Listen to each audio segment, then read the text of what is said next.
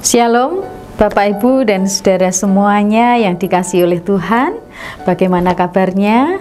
Doa dan harapan saya Bapak Ibu dan Saudara semuanya dalam berkat Tuhan dari waktu ke waktu. Hari ini kita kembali berjumpa dalam renungan harian kita yang berjudul Proses Menuju Rencana Tuhan. Roma pasal yang ke-8 ayat 30 bagian A berkata, dan mereka yang ditentukannya dari semula, mereka itu juga dipanggilnya.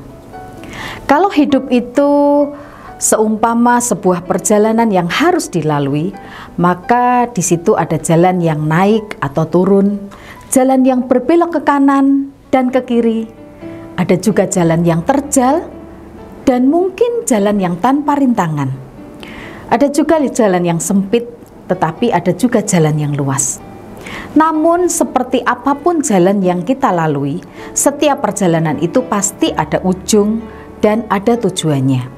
Oleh sebab itu, ayo kita terus berjalan sampai tujuan akhir tercapai, dan disitulah dibutuhkan perjuangan yang tidak mudah. Mari kita merenungkan firman Tuhan hari ini, di mana kalau Tuhan sudah menentukan seseorang dari semula, maka Tuhan juga yang pasti memanggilnya.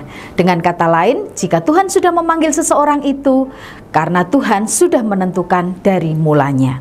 Oleh sebab itu, mari kita menuju ke dalam rencana Tuhan. Perjalanan menuju pada rencana Tuhan dibutuhkan proses yang panjang, berliku dan tidak mudah untuk menapakinya. Maka dibutuhkan hal-hal sebagai berikut.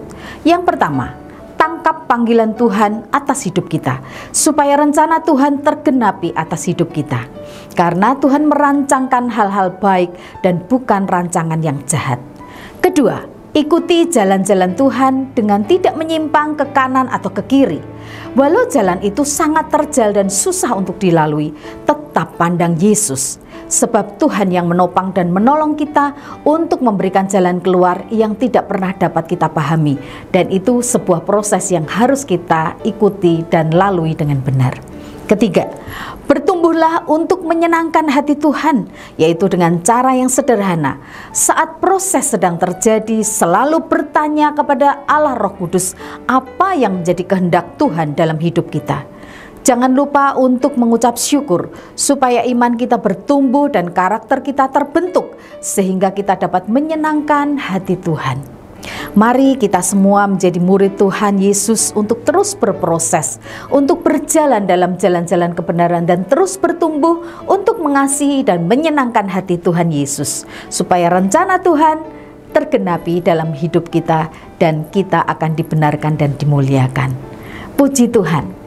Apabila Bapak Ibu dan Saudara semuanya diberkati dengan renungan hari ini, mari kita dukung channel YouTube kita dengan kita berikan like, subscribe, dan komen supaya banyak orang diberkati. Tuhan dimuliakan.